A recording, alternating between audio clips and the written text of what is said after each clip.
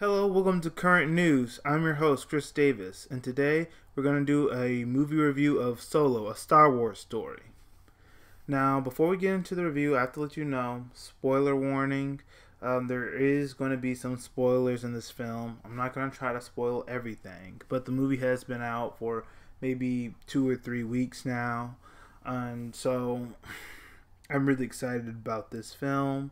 So there's gonna be some things that I touch on that are spoiler, but I'm gonna do my best not to reveal too much. But like I said, the movie has been out for 2 or 3 weeks. But if you don't want to hear any spoilers, and if you haven't seen the film, please click off the video and go watch the film, and please come back. If you don't care for spoilers, or if you've already seen the film, please continue to keep watching. With that being said, let's get into the review. Solo, a Star Wars story. I love this film. I don't understand why this film has gotten so much hate. How come it's gotten so many low reviews?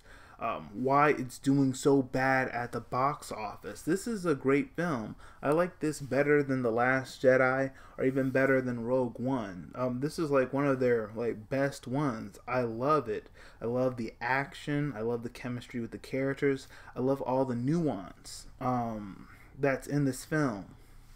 The actor who's portraying Han Solo, Alden, I can't pronounce his last name, but he does a great job as portraying Han Solo. He does the character justice. I would think that Harrison Ford would be proud of him. Alden does a great job of portraying Han Solo's mannerisms, his character.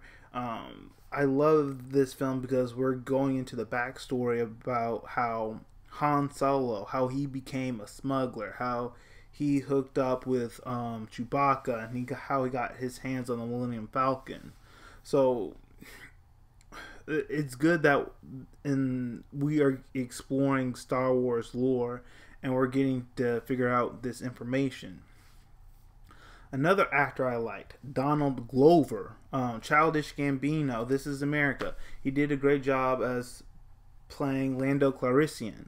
I liked how he portrayed the character as he was, being two-faced, putting up a facade, playing people, being a weapons dealer, a smuggler, all rolled into one. Putting on this nice guy side, but really he had something up under his sleeve. I really liked how he portrayed the character. Another character I liked, Woody Harrelson as Beckett, mentor turned villain. Yeah, that's a huge spoiler. Mentor turned villain. How he got Han Solo into the smuggler outlaw business. Everything, he taught practically Han Solo everything he knew. I liked Paul Bettany's character. Second in command of Crimson Dawn. Second in command, we're going to talk about who's really in charge. And Emily Clark's character, Game of Thrones. Emily Clark as Kiera. I really loved her character. I'm most interested in her character of all because I want to see where they're going to take her character. And as we get more into this review, you're going to understand more about what I'm talking about. But this film was great. I liked all the heist. I liked all the action in the film. I liked how Han Solo, how he got involved with Chewbacca. It really flows with the whole Star Wars continuity and really what happened after Revenge of the Sith. Wookiees, after Revenge of the Sith, they were sold into slavery, and Han Solo hooked up with Chewbacca and he liberated them, and now they're running with these smugglers. I love all the action scenes that they're in, the heist. But what I really like about this film, what really knocks it out of the park, is the nuance in this film. There's so much double crossing in this film. Beckett, betrays Han Solo. Han Solo betrays Beckett. Kiera betrays everyone, even her former boss. He's betrayed by Paul Bettany, Vision. He plays the character that's second in command of Crimson Dawn. She pretends to betray Han Solo, but then she betrays Crimson Dawn and impales him, tells Han Solo, hey, stop Beckett, I'm on my way. But really, she's not following Han Solo. As soon as Han Solo leaves, and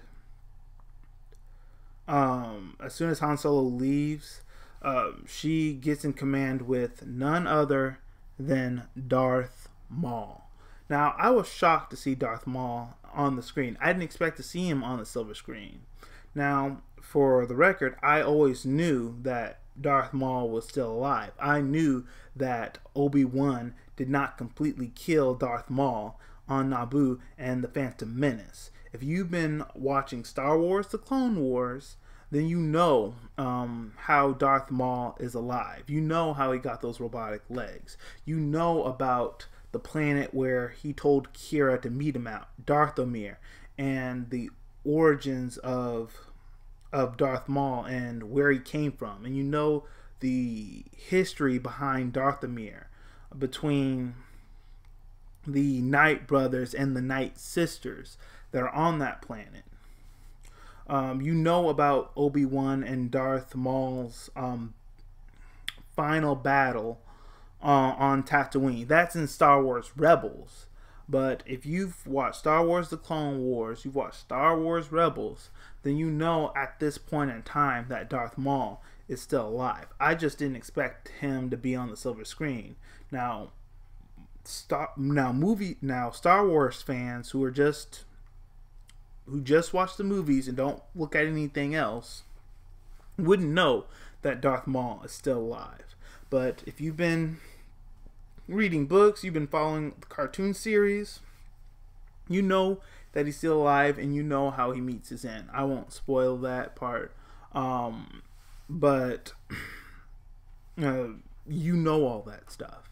But that's why I'm so interested in Kiera's character. Because in the beginning, Han Solo and Kiera were trapped on this backwater planet called Corellia. And they were escaping together, except the only one who got out was Han Solo, while Kiera was caught and she remained there. But she managed to get out and be an assistant to Crimson Dawn. And as you watch this film, you're wondering, how on earth did she get out of Corellia after she got caught trying to escape? How on earth did she get in contact with Darth Maul? Did he help her get out of there? How did she escape? So there has to be a sequel to Solo, a Star Wars story. We need to see more how Han Solo gets involved with the rebellion. We have to see what happens when Kiera meets up with Darth Maul on Dathomir and what actually is going to happen there. There just has to be a sequel to this film because there's too many cliffhangers, too many loose ends. We need to see what happens. Another part I liked in this film that I forgot to mention was them going through the Maelstrom to get through the Imperial blockade. That was a really cool part. But anyway, I'm really interested on what happens to Han Solo's character. What is he going to do when he realizes that the girl that he once loved, that she isn't the same person that he once knew. She's completely different. Will this conflict of interest, will his love keep him from doing what he needs to do? It did kind of blind him from who she really was, like in the film. Like he hadn't saw her in 3 years, but he was thinking that she was still the same person, but she wasn't.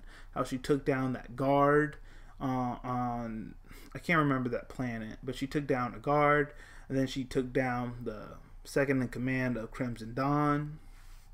So we have to see if his love for her, is it going to get in the way of him doing what he needs to do? And also, as I said, him getting involved with the rebellion. Is he going to be hesitant to do it? He's going to be reluctant, or he's going to say, okay, I'm in. Kiera's character. How did she learn to fight like that? Did Darth Maul teach her? What's going to happen on Darthamir? And what is Han Solo going to do when he figures out who Kiera is now? What is he going to do when he confronts her, when he figures out the truth? What's going to happen? So there needs to be a sequel. I love this film. I don't understand why people give it so much hate. I've read all kinds of reviews, and some reviews say that there wasn't enough stakes in the film, and that's why it didn't do so well. Now, the stakes weren't end of the world, but they were pretty high if they didn't deliver to Crimson Dawn. And I heard one review say, well, it did badly because it didn't have a minority in the lead role. And I think that's just stupid. Because just because a minority isn't in the lead role doesn't make it a bad film. People need to look at this film and give it a fair chance. I mean, how could you look at this film and say that it was bad? I know it's subjective. We all have our own points of view, but to me, this is really objective. This is a really good film. Like, it does not deserve all these bad reviews. It does not deserve all these low box office ratings. It deserves way better than that. So I'm really looking forward to the sequel. I really love this film. I really liked it a lot. I really enjoyed it. This is one I could buy and actually keep. Like with movies, I don't buy a lot of them. I just could watch them on Netflix or rent them. But I could see myself buying this one and keeping it and watching it over, like Rogue One. Well, that's all we have for today. Let me know what you think in the comment section below. Have you seen Solo: A Star Wars Story? Did you like it? Did you not like it? Please let me know your thoughts in the comment section below. Also, if you really want to support this channel, please follow me on social media. Hit the like button and hit subscribe. If you want to follow me on social media, just go down to the description box below, and there I will have the hyperlinks. Thank you all for watching, and all of you have a great day.